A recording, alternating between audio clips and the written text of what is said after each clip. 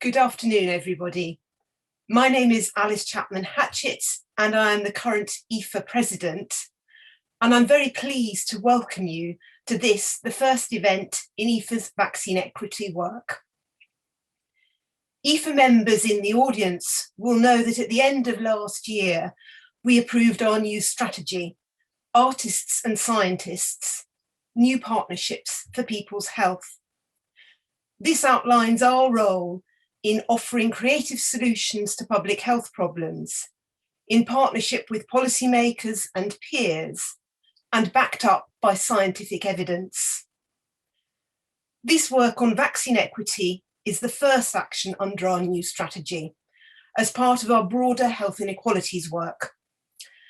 It really reflects both the artistry and the science, but above all, our role as the leading civil society organisation advocating for public health.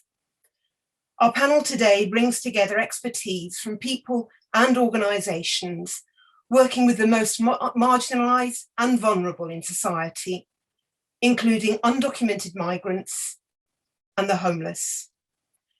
I'm also very pleased to see so many IFA members in the audience representing other vulnerable groups. The COVID-19 pandemic, or rather syndemic, has further highlighted just how vulnerable people are in what are seen as prosperous, developed societies.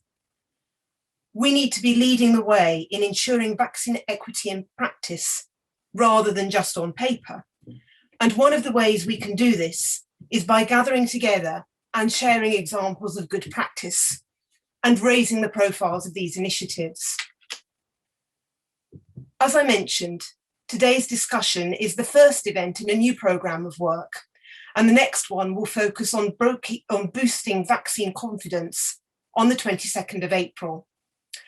I very much look forward to seeing you there and to an interesting discussion this afternoon. Thank you. Thank you very much, Alice. Good afternoon, ladies and gentlemen. Good afternoon and welcome. Welcome to this first event, as Alice described, of our new series of events in a very timely, I would say, and pertinent manner on vaccine equity. This is the time to have this discussion as the vaccine rollout takes place across the European Union, in Europe, with all of its problems. It is the time to discuss the national vaccination strategies, and it is the time to discuss how to include and prioritize all members of society in these vaccination strategies. And we will discuss about this, we will discuss about the problems, we'll discuss about some promising practices that we see in member states so far, and we will look also at the challenges, as this is a continuously evolving situation, as we see with the number of doses increasing, the priorities shifting, and a vaccine rollout program which really varies from country to country based on the local specificities. And it is my pleasure, today I'm joined by experts in the sense of being really close to the situation on the ground. I'm joined by Alina Smith, Senior Advocacy Officer of PICUM. PICUM is a well-known organization in Brussels and beyond. They work with different organizations to support and advocate for the rights of undocumented migrants. Catherine Nocton, the Executive Director of the European Disability Forum, a key organization and a very active organization in Brussels. Freek Spinevin, he is the Vice President of IFA, but also, and most importantly, I would say, the Director of FEANSA, the European Federation of National Organizations, working with to advocate for the rights of people experiencing homelessness across Europe, a very active organization with a long-standing presence. And last but not least, Lorenzo Monrazio from the Council of Europe. Lorenzo has a background in regulatory and medicines affairs, but now he brings his expertise to the issue of vaccine equity, and the Council of Europe has been particularly vocal and active on this topic. Let's start with the discussion. First of all, the conversation is always, as always, with all of our events at IFA. It is recorded. You can find this event and others on the European Public Health Alliance on the IFA YouTube channel. Please, I encourage you to engage on Twitter using the hashtag #VaccineEquity. And of course, to ask your questions here live on this conversation in the Q&A chat room. I guarantee and I promise that I will keep an eye on it and I will bring those questions in during the conversation. So I would like to start with Catherine. Let's cut to the chase. What's going on and what have you been hearing in Brussels through your national members, and your national members are particularly active on the national level, engaging with public administration in member states. What has been the impact of COVID-19? And I think it is important to bring home to our audience what is the situation on the ground, a situation which, as I said, not only in the front of the vaccination, but it is a situation rapidly evolving. Catherine, over to you. And thank you for joining us, of course. Thank you very much for the invitation. So 1 year on from the pandemic, we have some similar situations that we had at the beginning. So right at the beginning of the pandemic, our members told us there were public health announcements made in the country that were not accessible for persons with disabilities. There was no captioning, no sign language interpretation. There was not information on the lockdown in easy to understand formats. So basically, persons with disabilities were left quite lost for information because this is the routine procedure. Accessibility doesn't come by default yet. Then support services were closed from one day to the next. They were not reopened as a matter of priority in many cases. This has improved as the pandemic progressed in terms of prioritization of support services. People living in closed settings and large-scale institutions were often closed in completely, even those who had had freedom to move around before, and many are still in that situation today. So that these closed settings it's not only a restriction of your freedom of movement, but as we know, they've also been hotbeds for infection of COVID-19. So this is when we look further into the future, the concerns of our members are very much on the economic impact of COVID-19, and also right now, prioritization in terms of vaccination is really important. Catherine, before we proceed, can you explain a bit who you work for and who you work with so that people understand exactly what EDF is doing? Yes, so the European Disability Forum is an umbrella organization at the EU level. Our members are national umbrella organizations of persons with disabilities, but also European-wide organizations that represent different disability groups. We also have many ordinary and associate members as well. So we have around 100 members, but they are mainly federations of organizations of people with disabilities. So in our first work on COVID-19 was in March last year. The first thing I did was consult with our board, which is 30 people with disabilities across Europe who have been elected by their members, who brought us all this information and continue to this day to let us know how things are going, and both to inform us on what they expect from the EU level, but also to share with each other strategies and approaches on how to best make sure that people with disabilities are not left behind during the crisis and its response. Thank you, Catherine. Alina, over to you.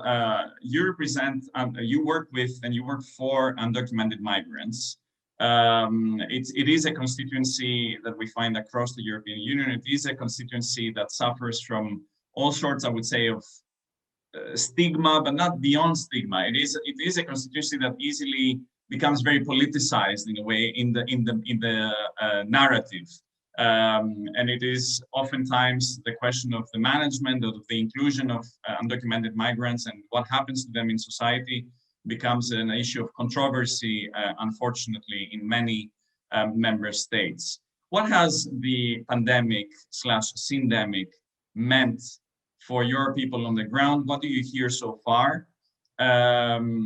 What worries you at this stage?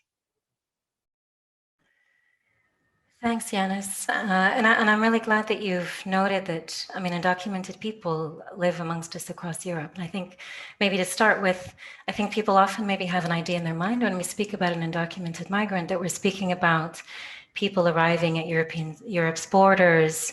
But really, what I'm going to say a bit more about is people living with us amongst us, our neighbors, in our communities who have irregular status. And so Maybe just to give a little bit more of a concrete sense of that, some of you may have heard that here in Brussels, in a local church, there have been for the last couple of months a couple of hundred undocumented people squatting in that church. And what are they doing there?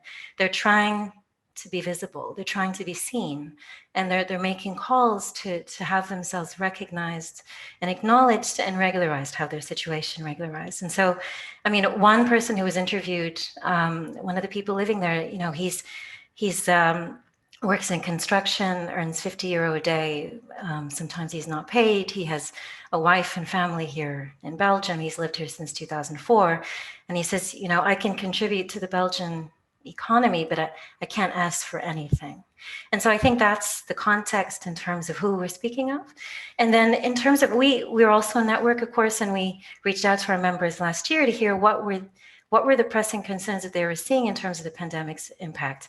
And what Catherine was saying is true in terms of undocumented people as well. Their access to services really was very limited overnight. And these services are also support structures and sources of solidarity and connection. But at the same time, the number one priority concern was destitution, because people don't have income support. They can't access social and income support and protection. And so if they have to stop working, they very quickly fall into destitution. And of course, on the flip side of that, you have people who just cannot stop working, either because they can't afford to, or because they work in sectors that we still rely on: food delivery, agriculture, construction, care work, often undervalued areas of work. And I would say that's maybe the one silver lining in this, you know, horrible pandemic, is actually greater visibility to the work experiences, contributions of people who, you know, who we often don't, you know, think enough about in terms of those who really we rely on every day in our societies. And just very quickly, in terms of, like, I think the context is really important, that these are people who still in most countries in Europe struggle to access primary health care and health information, basic services. And so again, you know, that has consequences in terms of accessing health information, how to protect yourself, what kinds of services you can access.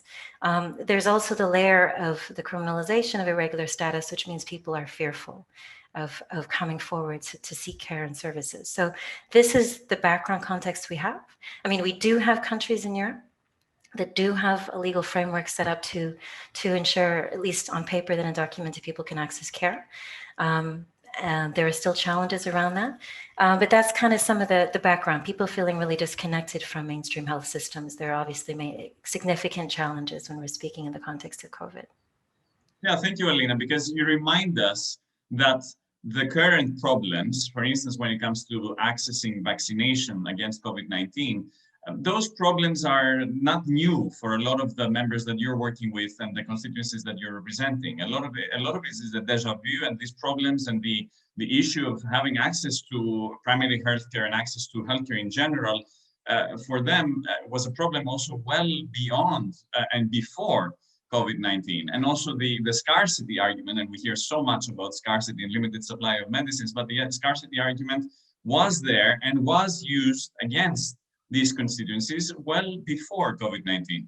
Freek, over to you. I think, to me, also I'm a newcomer to this topic area, but I see that what strikes me is that there are a lot of overlaps. There are a lot of similarities from across different marginalized, disadvantaged populations, and obviously some distinct differences. And of course, Alina said that in the case of undocumented migrants, a lot of them are invisible in society. And I think you advocate for the rights of people experiencing homelessness, and that is another group that suffers from being invisible, although we do see them in our cities. We see them across Europe, but we pretend that they are not there, or we pretend that we don't understand why we're there.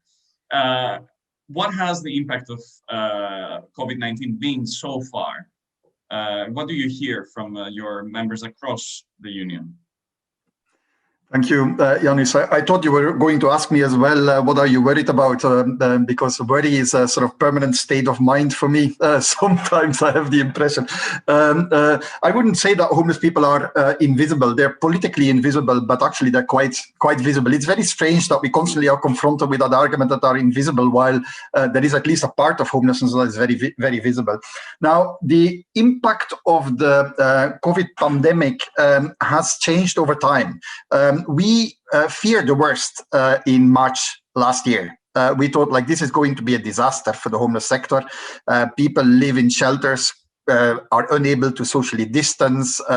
Many homeless people have pre-existing medical conditions, etc. So we said this is going to be a disaster. But actually in the first wave, the rate of infections remained really limited.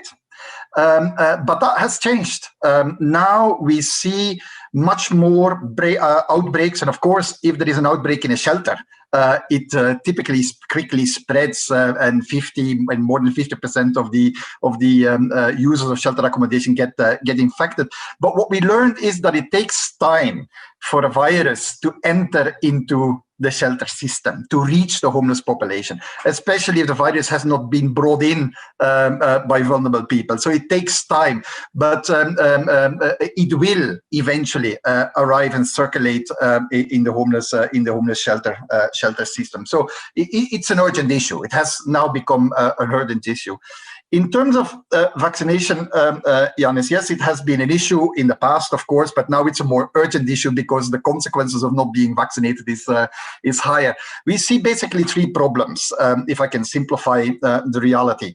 Homeless people and the staff working with homeless people should get prioritized for the reasons I just explained, but they do not get prioritized in most countries. So that's the first problem. Like there is like theoretical consensus that they should be priorities, but it doesn't happen in most countries. I'll come back later to the exceptions. And even if they are being prioritized, they're insufficiently reached. You know, like you can say, well, they are a priority, but you have to still find them and get access to them, because many homeless people don't have a postal address. For instance, that's obvious. Invitations to get vaccinated are often happening by mail. They are less mobile, so if they get an invitation, they struggle sometimes to get to the place where they can get the vaccination. They often have chaotic lifestyles, etc. So even if they are theoretically prioritized, they're part of the vaccination rollout. They might not be reached. And then the third problem that we have in relation to vaccination is vaccine hesitancy. It's often an overlooked issue when we talk about vulnerable groups, but we have indications, it's anecdotal evidence for the moment, but we have that anecdotal evidence which shows that there is high rates, high share of the homeless population that actually hesitant and doesn't want the vaccine. There have been cities where part of the homeless population has already been vaccinated, and we hear that up to 50% of the homeless population doesn't want the vaccine. It's not only the homeless population, it's actually also the staff working with them. It's less high refusal rates, but still an area of concern. So that's basically the three big concerns that we have in relation to the vaccines rollout. Thank you, Frank. Very much to the point and very, very clear. Over now to Lorenzo Monrazio. I want us to talk about, well, the Council of Europe in early January, I think it was the 22nd of January, came out with a pretty concise statement / recommendations, a set of recommendations, although it's actually a statement, to guarantee equitable access to COVID-19 vaccines. I found that very interesting, especially that at that point, that Council of Europe, as opposed to other, let's say, international organizations, have been, with the exception obviously of the WHO, have been shying away from getting into that subject. But you at the Council of Europe, you decided to really talk about it and take a position. If you could explain to us what was the rationale, the motivation behind that statement and recommendations, and if you could also explain a bit what is the Council of Europe, and what is the role of the organization. Thank you. Yeah. Thank you very much, Jan, for inviting me. Yeah, actually, I can start a little bit from explaining the framework of the Council of Europe. As you know, Council of Europe is an institution based in Strasbourg that is independent of the European Union, okay? That brings together 47 member states, including those of the European Union, but also Russia, Turkey, Balkan, and the Caucasian countries, for examples. So the legal instrument that brings together these 47 member states is the European Convention of Human Rights that entered into force in 1953, and whose respect actually is monitored by the European Court of the Human Rights. When it comes to the application of the biology and medicines, the specific tools that the Council of Europe has is the Oviedo Convention. And the Oviedo Convention draws the principle established in the European Convention on Human Rights. And actually, the Oviedo Convention is the only international legally binding instrument that has been ratified by 29 countries out of 47. The Oviedo Convention and this framework requires that the member states take measures to provide equitable access to healthcare of appropriate quality, taking into account the health needs and the available resources. That is the context where we decided to publish a statement. Because it's clear that when it comes to vaccination, in the context of a crisis like COVID-19, and considering that it was clear from the beginning that the access to vaccination will be absolutely limited, there was an absolutely need to clarify what should be the position. And in this context, it's clear that the need to prioritize group is essential, and is essential to reduce mortality and morbidity and the virus dissemination. But at the same time, the key message of this statement is that provided that there is a need to prioritize group, however, it's also necessary that within each group, as defined by the priority process, each person is really able to be vaccinated. And this in particular, we would like to raise the attention of member states to put attention to the groups of people that are constantly disadvantaged in accessing healthcare. And these include, for instance, persons with physical disabilities, persons with mental health problems, with learning disabilities, or belongings to minority, or living in poverty, persons with addiction. So there are several groups that are faced with particular difficulties in accessing healthcare. Our key message would really like to be, we understand there is a need to set priority, but when priority is set, pay attention to the need to guarantee no discrimination to vulnerable persons. That is the key message. And what we also requested was clearly to tailor the service to these groups and to their need, and to avoid that material aspects could become a barrier for their access. This from the point of view of a logistical barrier, administrative barriers, fees, or even manipulation of the system.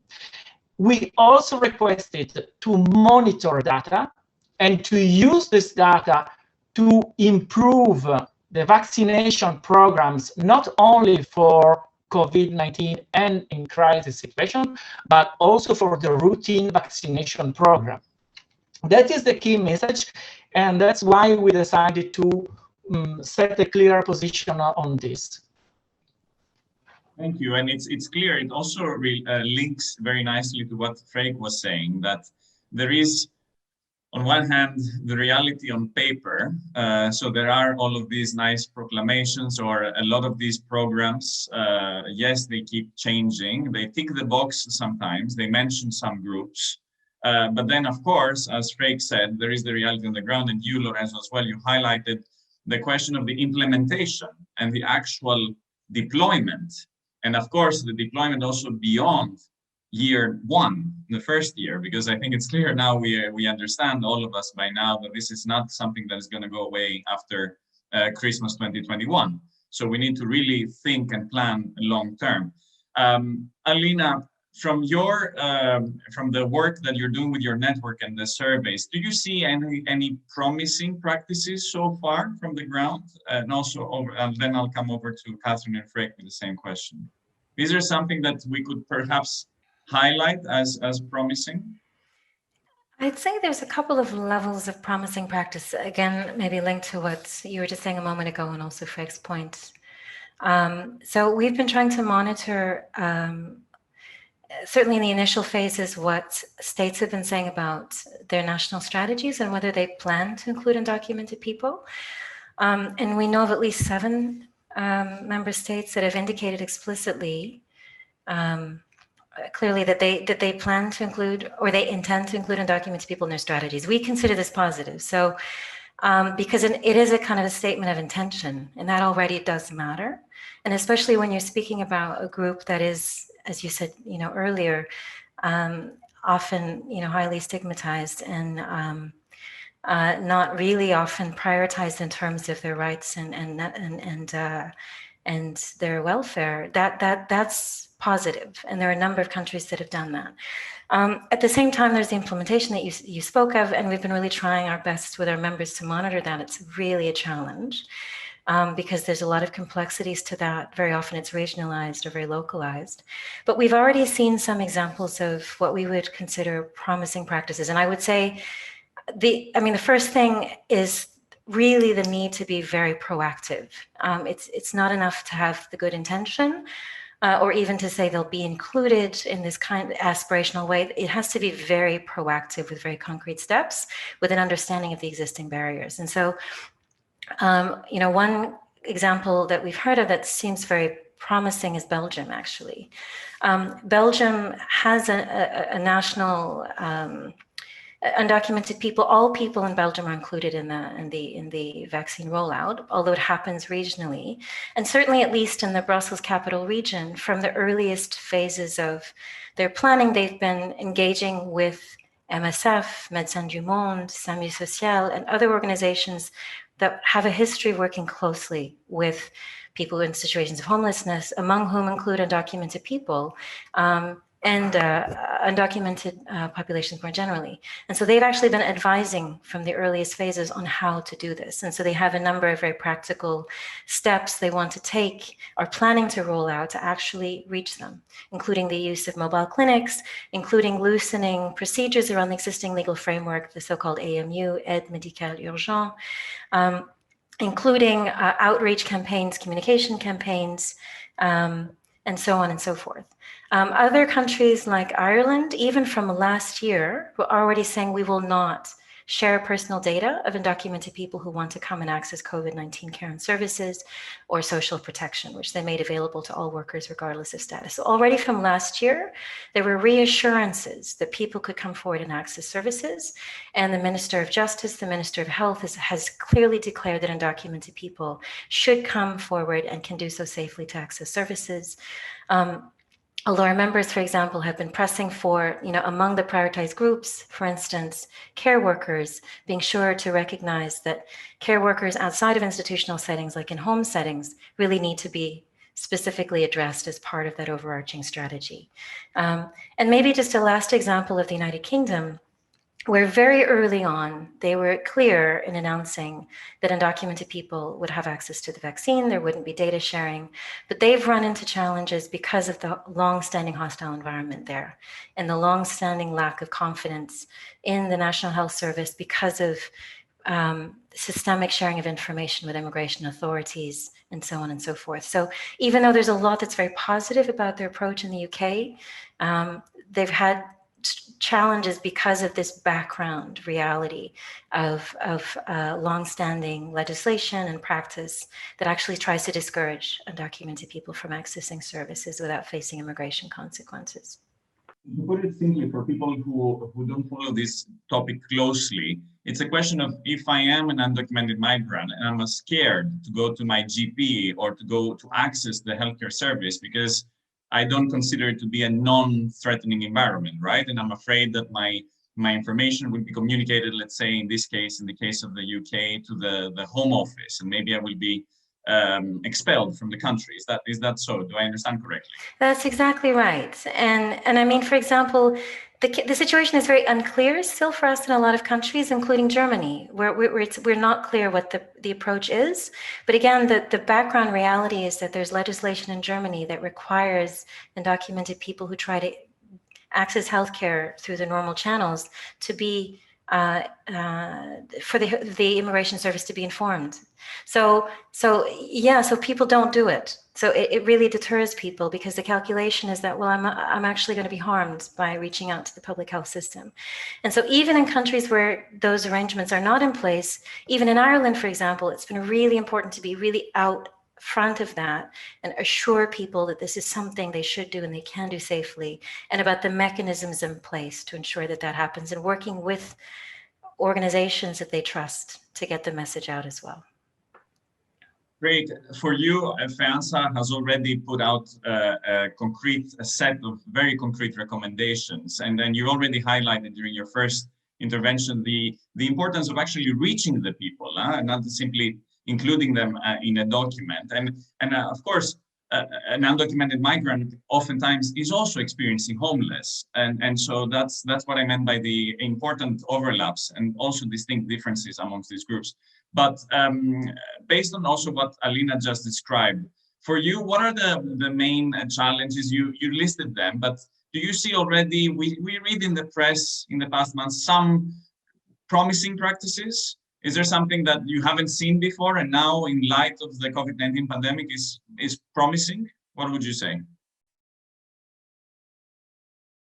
I should not forget to unmute. After a year, it still happens to me. Yeah, well, first of all, maybe to say that even if both Lorenzo and I said that there is a difference between the theory and the practice, it doesn't mean that the theory is not important, of course. Like even just getting homeless people and the people working with them prioritized in theory in the vaccine rollout programs of the different member states, it would already be progress, you know, like then at least you can use that as a hook to make it work in practice. To my knowledge, there is probably not much more than a handful of countries that have actually formally, explicitly prioritized homeless people. Actually, Germany was one of the first countries that did that, I think on the advice of the Koch Institute. But like it's slowly improving. So I think that the theory, having them formally recognize that priority group, I think it's important. Not only for now, but like you said, Yannis, it's going to be a repetitive exercise in the coming years. So what we don't do now, we can do for next year. So it's not lost. Then you're right, and I agree entirely with Alina. Like you need to have effective outreach to vulnerable people, like homeless people. Like mobile outreach is important. You have to try and go where the people are, and therefore mobile outreach. And there's a lot of experience, like in the area of TB, for instance, there is very positive experience with outreach, also with the use of peer workers, what we call peer workers. It's like homeless people or ex-homeless people that sort of join the outreach teams to overcome some of the resistance to be in contact with services or some of the vaccine hesitancy, etc. So that's certainly something that we can do. Use the shelter system. Like there is about 500,000 beds in homeless shelter. The people are there, like they're full every night. Like you can use the shelter system to reach out to the homeless population, especially during winter, because people use more shelter accommodation during the winter than during the other months of the year. So I'm always surprised how little use there is made of the professionals working in the shelter system to help to administer the vaccine. And then there is sometimes really, I'm not going into detail, but really easy things to be done, you know, like allow vaccine sites or vaccination sites, allow people, some people to enter, like to get their vaccine without an appointment. Like it helps to reach these groups. And then maybe apart from outreach, I was thinking, I'm not an expert, but one of the problems with people that have been part of the homeless population has quite chaotic lifestyles. So they're not constantly in the shelter. They move between the shelter and other places, the streets, stay for a while with friends and family, etc. To have 2 doses with weeks and sometimes months in between it's complicated. Like sometimes the people get lost and you don't find them again. I hear that the Johnson & Johnson vaccine is only 1 dose. Like, can we not prioritize vulnerable groups like homeless people with that vaccine? Like, it's coming the end of April, I read in the press. Like that would be a concrete suggestion. And maybe a last one in terms of solution.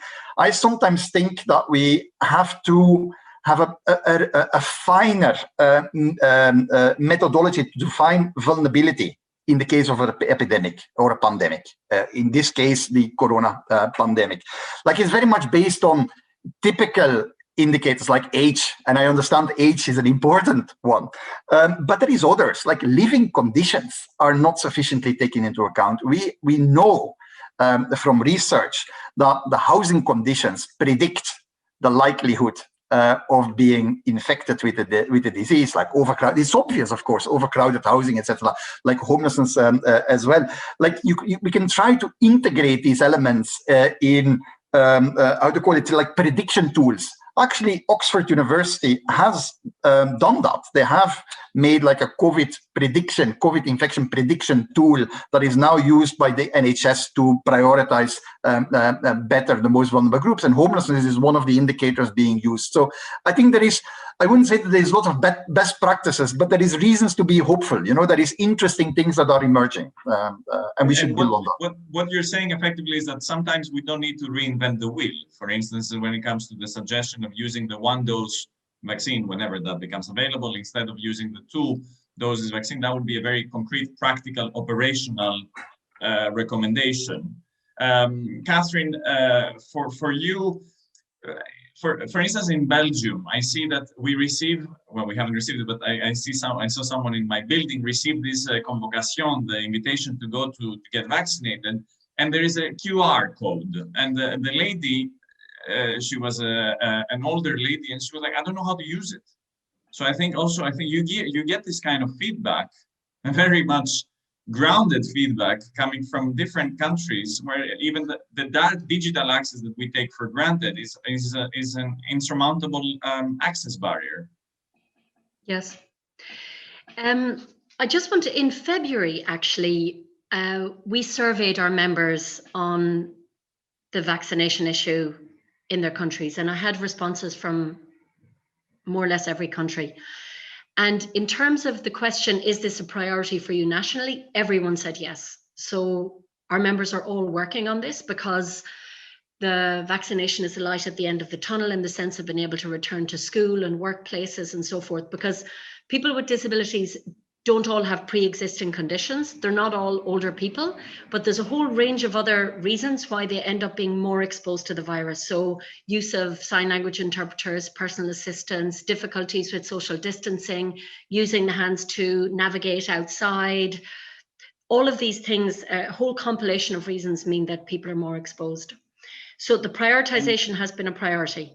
And Catherine, just to say, you mentioned now the role also of carers. So if you could really please explain that, because we take it for granted and we don't understand exactly how broad this is, please. So this is what, when we've been asking, and we've been asking for people with disabilities and their support network to be vaccinated. So a personal assistant may be, assisting a person in daily care, for mobility, in their homes. And so the vaccination of those people is very essential. Also family carers, as we know, family carers bear the largest lion's share of care. Then sign language interpreters, all the people working in support services, schools, also important. At our recent meeting with our members in Lithuania, we heard that the vaccine hesitancy was very high in teachers, which meant that parents of children with disabilities who also had pre-existing conditions were very concerned to go to school if the teachers will not be vaccinated. But interestingly, so in the survey, over 60% of responses said that people with disabilities were somehow prioritized, not fully, but certain people with disabilities. People with disabilities in residential care facilities are already being vaccinated in many countries where they have vaccines. In some cases, simply because the death rates have been so high, they have gone up on this list. We know that the death rates have been really high in residential facilities. You know, for the European Disability Forum, people with disabilities have a right to live independently and included in the community, but we still have many people living in institutions. Also in France, they actually included people in residential care facilities because of the prolonged isolation that they've had. So I think this is a good practice to say they've recognized that this is an intolerable and long isolation, and the people should be vaccinated to give them protection. Our members in the Czech Republic told us that they had been included in the national strategic working group on the vaccination rollout, so they were able to inform the process all along. They said that all of their asks had been granted, except for they wanted, you know, that health facilities in general, there's problems of accessibility.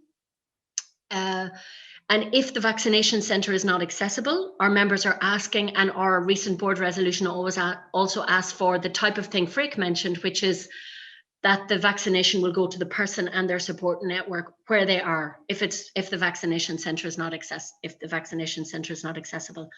Also, our members in Latvia told me last week that they have successfully managed to add more prioritization of people with disabilities and certain pre-existing conditions, but also they were very happy that the GP can now also, the general practitioner, the family doctor can also recommend that a person is prioritized. So the general practitioner would know the person and their individual situation and be able to, that of course only applies to somebody who has a relationship with their general practitioner, but our members were happy anyway that they were being listened to and that they were more likely to be coming in line for vaccination sooner. Of course, what we all want is that everyone has a chance to be vaccinated who wants to be.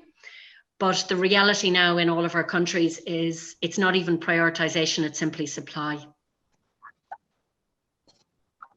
Yes, thank you, Catherine. I mean, I appreciate in this, Lorenzo, I hope you can hear us and I will come to you. I really appreciate that you're shedding light into the daily life of these people, and that's, I think, very important also for our viewers. You keep mentioning, and there are references to the question of vaccine hesitancy. And the question of boosting trust in vaccines, I think it's all over the news, we see it. But Lorenzo, it was something very important for you as well at the Council of Europe. If I recall correctly, in your late January statement and your recommendations, you do explicitly refer to the question of transparency. Could you please elaborate a bit on that, and could you explain to us? Yes, sure. Thank you, Yanis. Yeah, in this statement, we see the transparency, information, and communication as tools to provide information and to put people in the position to decide. Our focus is not to convince in accepting vaccination, but to provide the correct information. And correct information also means not only about how the product is safe, how is efficient in protecting from vaccination, but in many situations, the right information is really how to access the vaccination, where to go. You refer to the problem of the QR code. It's true that a part of the person, in particular elderly, that have a problem in accessing vaccination is linked in particular situation to the exclusive use of IT tools for booking the vaccination. So what we really would like to stress is the idea that information, communication, and transparency are tools to put the person in the position to decide and to be informed correctly. Thank you. And then we will elaborate more on the second IFA webinar on April 22nd on how to boost confidence in vaccines. I think this is a key issue, especially if we just read the news in recent days and weeks, and I'm afraid also in weeks to come and months to come. But for you, Catherine, as well, the question of of consent also, I think for your community, if you could simply tell us a bit more about it, because I don't think it's widely known, and how that relates to vaccine hesitancy. And I would also like to hear from Freek on the topic of vaccine confidence.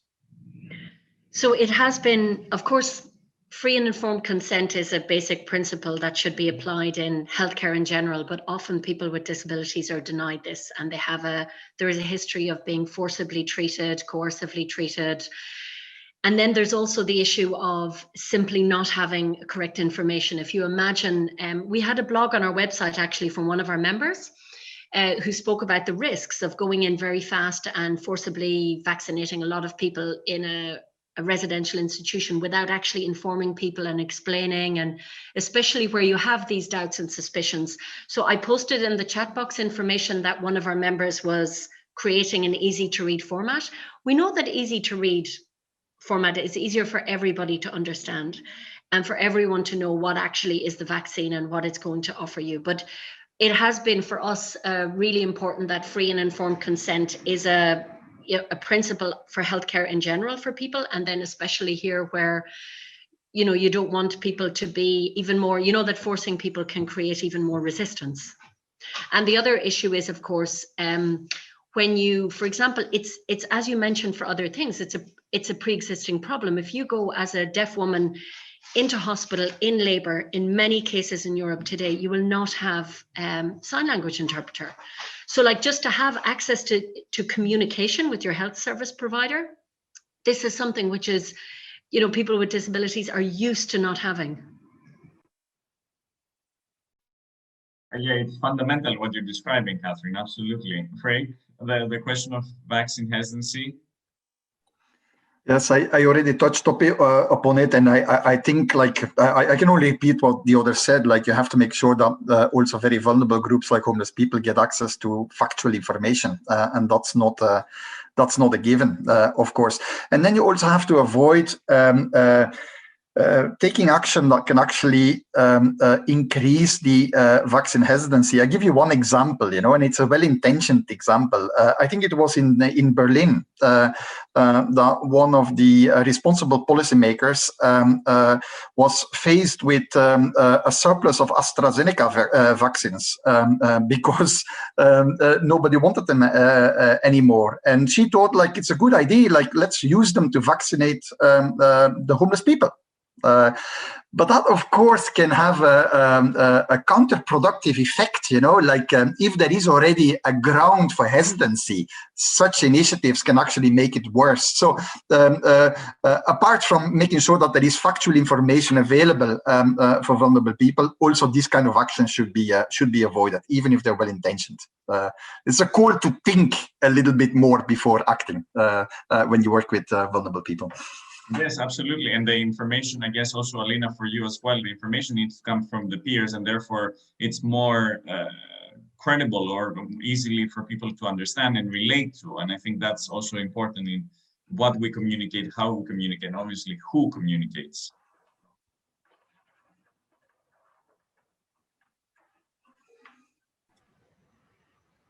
Would you like me to weigh in briefly on that? If sorry, Anna. Sorry, because that was a very nice statement. Actually, I don't have much to add except just maybe the Belgian example. I understand that in Brussels they are working closely also with cultural mediators. So, yeah, how it's conveyed also in the language in which it's conveyed. These are very, very important considerations. So, yeah, I agree. And I guess also the role of civil society organizations in the deployment.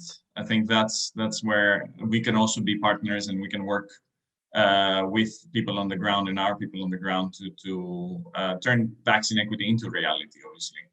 And when it comes to the EU, when it comes to the European Commission, I mean, we are all, most of us, Brussels-based, with the exception of Lorenzo, Brussels-based organizations. So obviously the EU institutions are key interlocutors. What would our message be already during today? And I truly appreciate and thank you for that. We've already been quite concrete in our asks. But what would make you happy, Catherine? What would make you happy? What would you like to see in the coming months? Again, the situation keeps changing.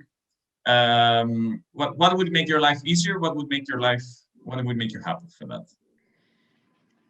What would make me happy is, of course, a very general question, but I'll narrow it down. So the one thing that we still need to see is anti-discrimination legislation in Europe, which applies to the field of health. So we saw many cases across the Union where people with disabilities were denied access to treatment in triage just on the basis of disability. And this is something which is there's been an equal treatment directive produced by the Commission 13 years ago. It still hasn't been adopted. So this protection against discrimination is important. I think it's very important to work with civil society organizations in the vaccine rollout. We've heard many examples already. On vaccine hesitancy, for example, our member in Greece, NCDP, they had webinars for their members to explain all about vaccination from a trusted source, as Aline mentioned and Freek mentioned already. And they had hundreds of people showing up to hear about it, to find out news directly from them. Many members are also producing information. So I think supporting the disability movement in this.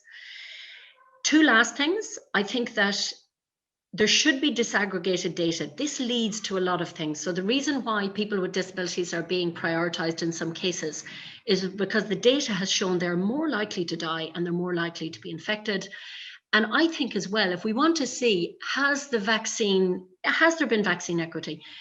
President von der Leyen impressed us all when she said that this is a public good. It should be available to everyone freely.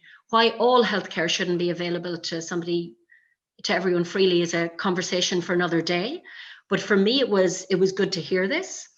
But if it's going to be available to everyone, we should disaggregate the data of all the vaccines produced. How many get to men, women? How many undocumented people receive vaccinations? How many people with disabilities? Let's find out if we really reach the people. And lastly, Europe will keep producing vaccines when hopefully European citizens are vaccinated, and the job doesn't end there, because vaccine equity is a global issue as well. And many countries around the world will struggle to vaccinate their people. And the EU has to keep up its energy on production and vaccine equity for people all around the world who should have the possibility to be vaccinated as well. That would make me happy. Thank you, obviously, for highlighting this global vaccine equity dimension. I think also the WHO keeps banging on that message, and of course it's more relevant than ever. Alina, over to you. What would make your life happy when it comes to what the European Commission could do? What could the European Commission do when it comes to its communication towards also member states, guidance, the next steps of the EU vaccine strategy? Well, I think this alludes maybe to something that was asked in one of the questions, the Q&A questions. The EU's existing, the Commission's existing communication, the word equity appears only once from what I recall, and it's with respect to global equity, which is of course enormously important, but there's no discussion of equity in the context of national strategies. And this contrasts with, the Council of Europe statement and the important emphasis obviously around equity, also with the World Health Organization's guidance on really equity being a driving principle of national deployment strategies. And so I think there's really an opportunity and a need for the European Commission to elevate equity as a driving principle to guide national implementation. And we are seeing examples of practice. And so also elevate examples of, in that guidance of what is really going in the right direction. Because as you said earlier, there's a lot of fragmentation and different municipalities, regions, and so on kind of doing their own thing. So I think there's really an opportunity and a need to elevate that. And also in the context of even like thinking ahead to the new kind of package, the legislative package going forward to build up the EU's ability to monitor and respond to health emergencies going forward. First of all, it's not clear, as we heard, that this health emergency, quote unquote, will be over this year. So this is potentially the long game, even with COVID. But even for the next one, there's talk about an expanded role for example, the ECDC, a task force that could be mobilized, greater surveillance. And I would love to see included in those initiatives, as Catherine was mentioning earlier, how do we survey, monitor equity aspects of this? How do we surveil? It's extremely challenging for the NGOs to do it, but it's really important. What can be the ECDC's role in monitoring the equity dimensions of responses going forward. And I think for that, we need to have not only, official actors and governments and so on, but we need civil society partners and the voices of people really affected, feeding into these task forces and feeding into the indicators to help us understand how we're understanding the risks and how we're responding in a way that's really appropriate and equitable. So I think there's the immediate response now, what the Commission can do in terms of vocalizing and outlining guidelines now, but then there's the longer game in terms of these new regulations and how we can really build in these dimensions going forward. Thank you, Alina, very clear. And Frank, I guess what would make you happy also would be a closer collaboration between the social and the health sector, also on the ground in member states.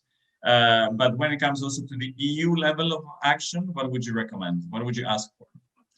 Well, if what Katrin and Alina suggested is happening, I would already be partly happy, but can still be happier. No, I think, first of all, the European Commission launched their vaccine strategy in the autumn of last year. If I remember well, was it October or November? And they listed a number of priority groups there. One of these priority groups was, for instance, people sleeping in dormitories, which are part of the homeless population. Well, instead of just assuming that putting that in a document will make it happen, I would expect from the European Commission to follow up what is happening, to monitor progress, and if insufficient progress is made, to say something about it. I have not heard anything by the European Commission since October last year on specific vulnerable groups. So I would expect that first of all. And then I think the European Commission should do, like if there is insufficient progress, it should do what it always does and what it's good at and what is in its competences. Identify interesting practices, provide guidance, very practical guidance, use the expertise that is out there, also at European level to do that work. EFA is an organization that the Commission can work with. The Nobody Left Outside network, for instance, could help the European Commission to identify best practices and promote them, etc. So I think that's straightforward thing. Another thing that Alina also mentioned, the expansion of the mandate of the ECDC, I think is an important one to watch. And I'm not going to repeat what Alina says, but I think the ECDC should also review a little bit what it considers in its area of work, vulnerable groups. For instance, homeless people are not considered a separate vulnerable category of vulnerable groups. I think it's time now, certainly after COVID or in COVID times, to include homeless people as a particularly vulnerable groups next to the handful of other groups that they work on. And then something the European Union is also very good at is EU funding. I was wondering, like the extra funding that has been made available through the REACT EU program, for instance, has been used by many member states to buy protective equipment, for instance, for staff in care settings, in hospitals, etc. Why can that money now not be used, for instance, to create tools to overcome vaccine hesitancy in collective settings where we were talking about? Like, it's not going to happen if the European Commission doesn't proactively suggest it. So my advice would be to the European Commission, well, go back to the member states and say, well, for the money that is still left in REACT EU, use that for this kind of purposes. And I agree very much with what Alina said, the equity issue. Yes, it's global for sure, but it's also European. It really frustrates me that whenever I read the word equity in relation to vaccines in EU documents, it's also always about the third world. And I'm not denying that that's very important, but it's also an issue inside Europe. And I would like to conclude, Yanis, with one statement, but I think it's important. Vaccination is the best protection against the COVID-19 disease, also for homeless people and other vulnerable groups. But the second best protection against a pandemic is proper housing. And we shouldn't forget that either. Thank you very much. I'm afraid we've run out of time. I would like to, but I'm very happy because it was a rich discussion and it was very much action oriented. So I think we already have a lot of homework and a lot of follow-up to do. Lorenzo, I don't want to close this meeting without giving you at least the opportunity to give us a bit of an idea This issue is obviously still on your radar, on the radar of the Council of Europe. What are the next steps? Okay, thanks, Yanis.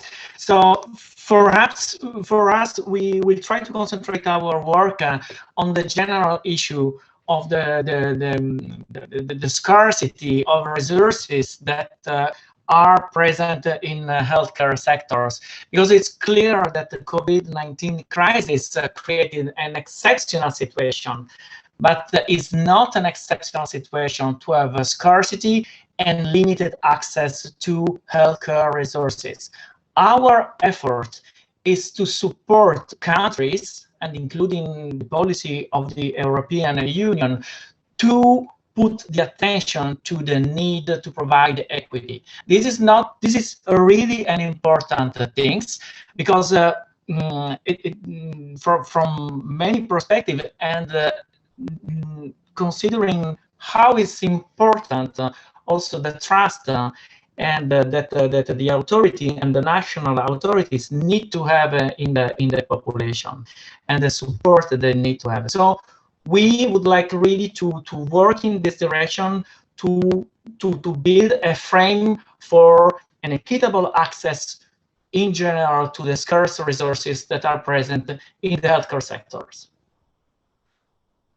Thank you. Well, ladies and gentlemen, join me in a virtual round of applause. Thank you very much, Alina Smith from PICO, the way I see you on my screen, Catherine Naughton from the European Disability Forum, Fred Svinovin from FEANSA, and Lorenzo Monrazzi from the Council of Europe. Thank you very much for joining me. I think it was a rich conversation, a rich discussion.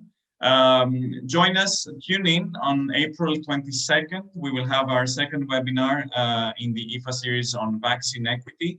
On how to boost confidence in vaccines. I will be joined by Deborah Coyne from BBC, from Newsnight, by Professor Heidi Larsen, who is the director of the Vaccine Confidence Project, Valérie Paris from the French Haute Autorité de Santé, and from Alice Chapman-Hackett, our president of IFA, to discuss how to counter vaccine hesitancy, how to really boost the confidence in vaccines, but also analyze the spectrum of vaccine hesitancy and look ahead, because if we get this right now when it comes to COVID-19 vaccines, then we get it right for good when it comes to confidence in vaccines overall. And I think that's very important, and I think we can all agree that this is quite important. Enjoy your evening. Thank you very much. See you on April 22nd.